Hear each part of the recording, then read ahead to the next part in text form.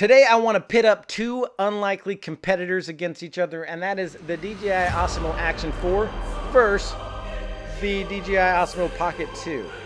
Now I know the Osmo Pocket 2 is about 3 years old in a couple months now, but still a great action camera slash gimbal camera, but there's reasons that you might want a standard action camera over a gimbal action camera. I like to do snorkeling.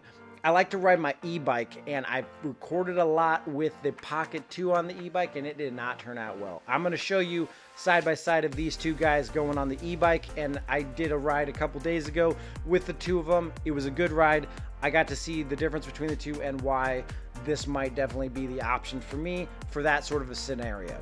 DJI does also make a handlebar mount that's for these action cameras. It'll work for this one, it'll work for the two. It's a little pricey. You can check it out in the description below. You can also use just a standard bike mount and then just use your action camera 1/4 inch thread mount, and you might save a little bit of money there. But I used the action one for this ride, and you'll see how well it held up. So it held up pretty well. Microphone wise, you can buy the $200 and some odd DJI microphone kit that has the USB-C attachment, and that's all fine and dandy if you have that extra money to spend. What I did here to make up for that, because I want to be able to vlog while I'm riding my e-bike, is I bought one of them cheapy microphones like this, and the dongle for it that plugs in is like this. It's got USB-C plug. Problem is USB-C port on here, and you might be able to remove this door, but the USB-C port's blocked by this door for something like this.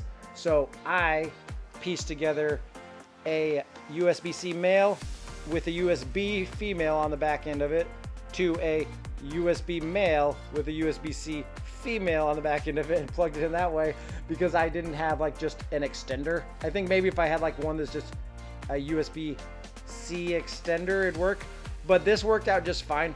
It's pretty solid on there. It adds a little bit of width to it, but whatever.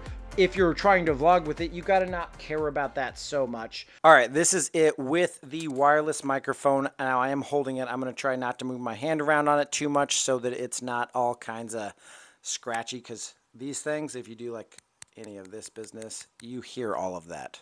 I also like that the Action 4, since it came out and since I bought it, has done an update where the wireless microphone shows a bar going across the top. At first, before this recent update, it did just have like the little picture of a microphone on it, went up and down. All right, here's this microphone, and here is the audio coming straight out of the Action 4. The other day when I did this test, I felt like it sounded really great, and it sounds a lot more deep than that wireless microphone, but you do have to just take into account that's a very budget wireless microphone. You could go more expensive with it, but I was trying to find a solution to be able to talk on the e-bike with the wireless microphone that didn't add more to the cost that I put into the camera itself. And let's go ahead and see what I shot on the e-bike, and then we'll get back and we will do a rundown of the different video settings and all the cool stuff on the Action 4 that you didn't get with the Pocket 2, even though, you know, it's been 3 years and it should have updated by then. But let's go ahead. Here's what happened on the e-bike. This is the Action 4 right now with the audio from the Action 4. And this is the Pocket 2 with the audio from the Pocket 2. Now, switching back and forth between these two audio-wise, Pocket 2 right now, Action 4 right now, this is the external audio. So that microphone I showed you on the Pocket 4, how does it sound with the Pocket 4? Does it sound good enough that you don't have to pay for the, you know, $200 and some odd DJI wireless microphone kit? But switching back and forth, you can definitely see the difference in the field of view. And this is the tightest field of view on the Action 4, and this is the only field of view really, unless you zoom in, on the Pocket 2. I'm also noticing like I'm a lot more blown out while it's telling me that I'm at a similar exposure on both, but the Pocket 2 is more blown out. We're gonna go ahead and get going. I'm just gonna record side by side, and I'll switch back and forth, and we're on my e-bike right now.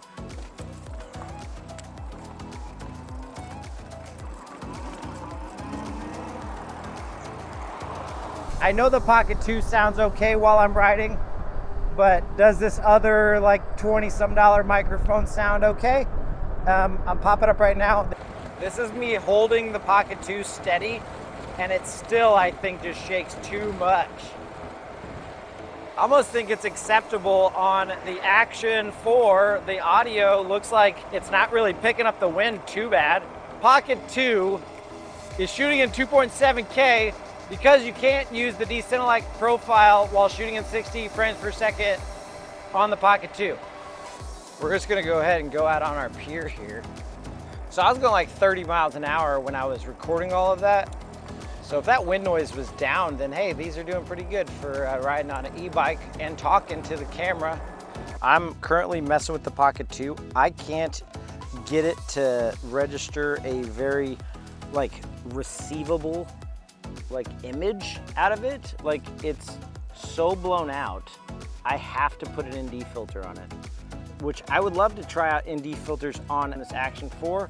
So we'll see. I'm gonna stop the footage though and come back at you with some 1080 so we don't run out of battery here. Recording with the Action 4 right now, so I actually did check all my exposures and stuff like that. I was so blown out, I was way overexposed, but I'll be interested to see in my stuff afterwards in my editing if I actually could retrieve colors from that, because it was like it was reading at like +3.5, like way over exposure.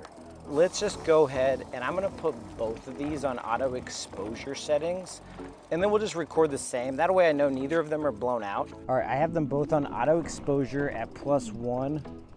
Pocket 2, I can just see it jittering back and forth. So that's, it's not promising.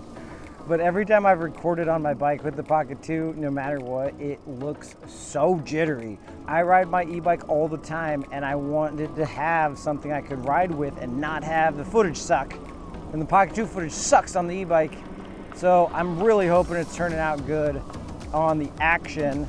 And also, like, could I turn it around and record me? I guess it could. So I'm gonna just do it while recording. The Pocket 2 is super easy because it's just a click of a button to turn around to face me, but the stabilization is garbage. So it's facing me now. And so I could take e-bike rides and do some of my YouTube videos like while on the e-bike, which is kind of cool. But like my face looks dark to me right now with the sky in the background. So I don't know if that's something that we could fix. Or maybe I can bring up the exposure in post, and maybe I'm talking right now about this and the exposure is perfect because I was able to fix it in post. On the Pocket 2, I just triple tap and it turns around at me, and then I can do my like recording while riding on that. But the problem with the Pocket 2 is the shake. I have a feeling I'm seeing shake right now. For taking e-bike rides and stuff like that, I needed a camera that's not gonna shake around on me. That's gonna give me the footage that I want. I'm hoping the Action 4 is this answer for me, because I see a lot of people doing e-bike rides that don't look as jittery as mine. And I don't want to do a helmet mount because I want to be able to do like turn you around and do a talking head if I just need to do something like this. So a helmet mount or a backpack mount wouldn't allow that. The handlebar mount is what I want to be able to use. It'd be nice if there was some kind of like a quick release swivel that I could get so that I could turn this around quickly, since it's not like the gimbal one where you can just push button and flip it around. So maybe I'll look and see if there's a bike mount. Right now I have it mounted on the one that's designed for it. I'll link that below. You guys should check it out. I want to take these off of here. And you know, a lot of people get a gimbal camera because they want to be able to like move fast with it and have it be steady. Digital image stabilization these days is like better than most gimbals, and you can get gimbal shots, gimbal looking shots with a regular camera or an Action camera, which if you want to see some of those, like where you can get a gimbal looking shot with the Action camera, leave a comment and I will make one of those. So I'm gonna run with each of them just side by side. We're just gonna take a little, just run and see how the footage looks. Right now I'm in Rocksteady, we're walking, and let's go ahead and run with it for a second.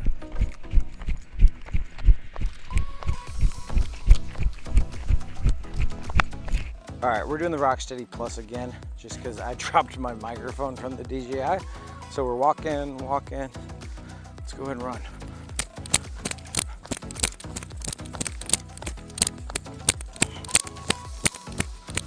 All right, so I have tilt lock on the Pocket 2, and I have horizon balance on the Action 4 now. Horizon it does also have where it'll keep the horizon no matter how far you rotate it. So it has that option. But I'm tilting this side by side. I'm tilting both of them side by side and seeing how it works. Because this should seem almost like a gimbal. You're balancing a gimbal. I'm rocking them side by side right now. They're not sitting steady. All right, now I'm just gonna go ahead and walk with them. So we're walking side by side. Still a similar framing. All right, I'm gonna give it the jog.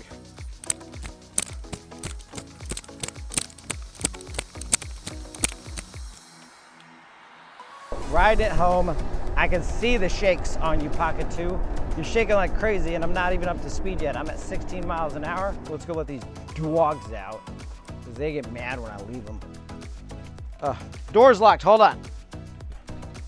Come on, doggies. Oh, my house is so cool. I want to go in there and just like sit in front of the AC. All right, let's put the bike in the garage. It should be trying to expose me on both. If it's smart, the Pocket 2 seems to be trying to get my facial exposure.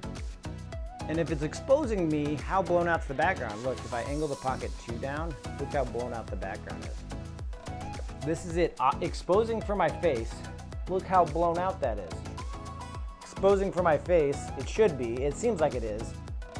Look how that's not blown out. And I can see my car, I can see probably the license plate number on my RV. I'm gonna blur that out if you can see it. You don't need to see my license plate.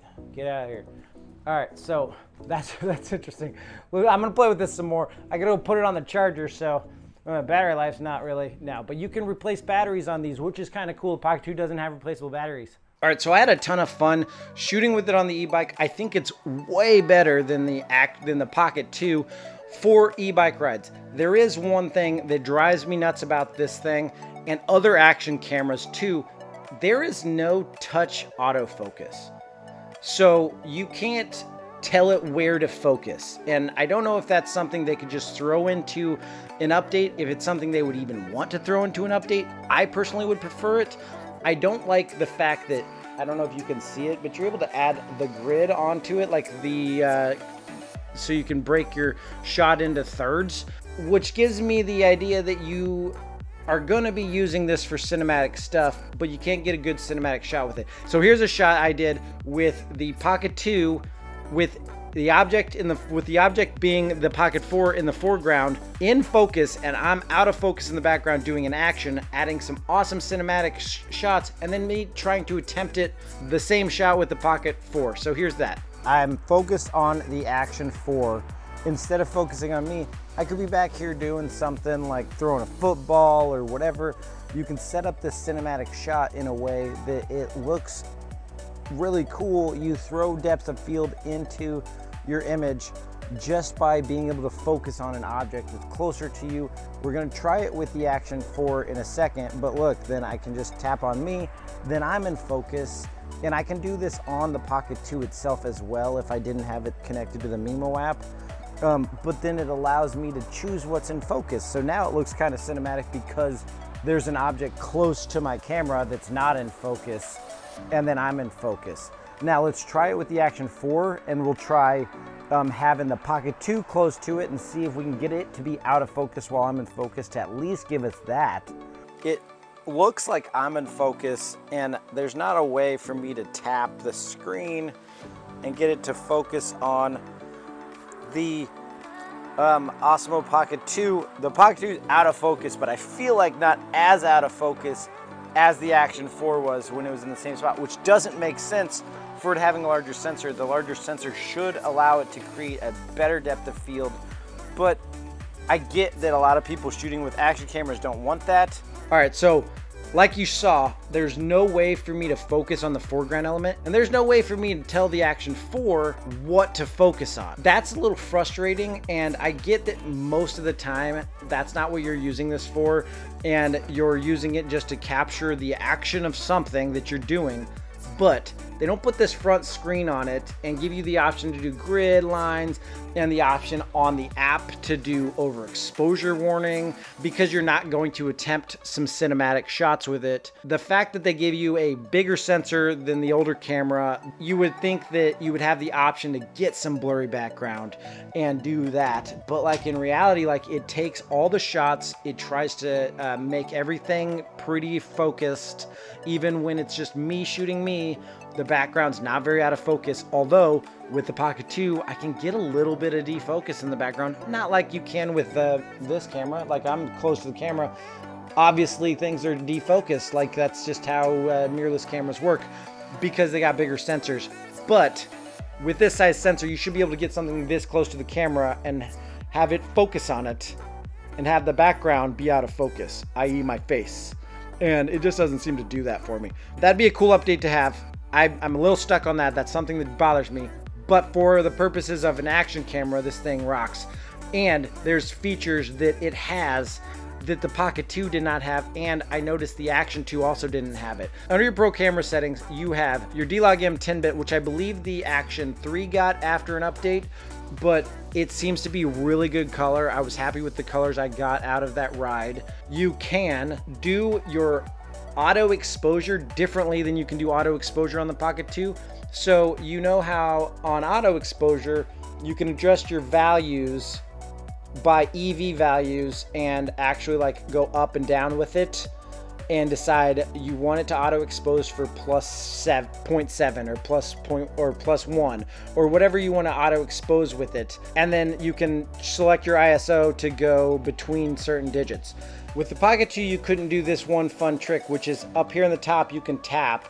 Let me see if I can get it to do it. And then it changes your values to, instead of being your exposure value, it's your shutter speed value. So you can get it so that it has a minimum shutter speed. It doesn't allow you to do a maximum shutter speed. Its maximum is always the 8,000. The good thing is you can get it so that it doesn't go too low. If it's too low, you wind up with these like jutters and like you're missing frames because it's not doing a fast enough shutter speed for your frame rate that your video's on. Like, i.e. right now I'm recording on 4K 60 and it won't let it go below 1/60. If I went down to like 1/30, which it won't even allow, you would see like almost a stop motion look to it. It was one of the first things I learned when I got a real camera to not do that. So it's cool that you can set that instead of just your over under value, but it also does show you what your over value is currently sitting at when you adjust that. But you can set your EV plus value, then you can go in and you can change your actual shutter speed to what you want to allow it to go down to. And then it will try to hold that plus or negative value of your EV. So that's kind of awesome. That's something you can't do on the Osmo Pocket 2. Another thing is this thing allows you to use that D-Log under almost everything. So I haven't found a time when I'm not able to use the D-Log. So I've checked all the settings. I've checked 4K 120 and I haven't checked 4:3. Let's check. So 4:3, 4K 120, still lets you do the D-Log. On the Pocket 2, try to do the D-Cinelike profile on anything over 30 frames per second in 4K. It wouldn't. It would just switch it to normal color, and that's fine. They put out pretty good normal color, but I like to have flexibility in post, and I know some other people do. So it's good to be able to do the log or the, you know, the Cinelike profile that allows you to get more of a free range in editing. It's up to you. You shoot it on the normal though, you can definitely just turn around and upload your stuff on either of these cameras. Like if you shoot on a normal profile, you can just turn around and upload the videos and not mess with the color if you feel like it. And it's going to give you a good saturation and a good contrast. I do like the zoom being on the screen. I wish it was a little smoother. So like other action cameras, you push and hold in the bottom corner and it gives you the little rotating wheel. It doesn't operate smoothly. It has like clicks built into it. It'd be nice. I wish there was a little bit smoother way to zoom, but that is a niche thing for people that are going to use this for cinematic shots. It's not everybody is buying an action camera for that. Most people probably aren't. They're just using it to capture the action, which this has everything you need to do that. The wide field of view, the Rocksteady Plus, it has the horizon balance, the horizon where you flip it all the way upside down and it stays the same. All the fun stuff you expect out of an action camera, plus 10-bit color, and the ability to do 4K in a log profile up to 120 frames per second. That's pretty awesome. So far, I've had a lot of fun with it. I'd like to shoot more stuff with it. I'd like to do a video on how to get gimbal-like movements with this to kind of say, can I eliminate my Pocket 2 and just use something like that? If you'd like to see that kind of video, shoot a comment below and hit the like button, subscribe to the channel if you want to see more stuff on the Action 4. And if you want to see my full playlist on the Pocket 2, guys, check it out right here. And I'm going to go ahead and shoot more stuff with this. Whatever I can shoot with this, I'm going to shoot with it in the next couple weeks. I hope to see you guys later with another video on the Action 4. I'll be looking forward to those comments about that gimbal-like shots. Peace out. Have fun. See you next time.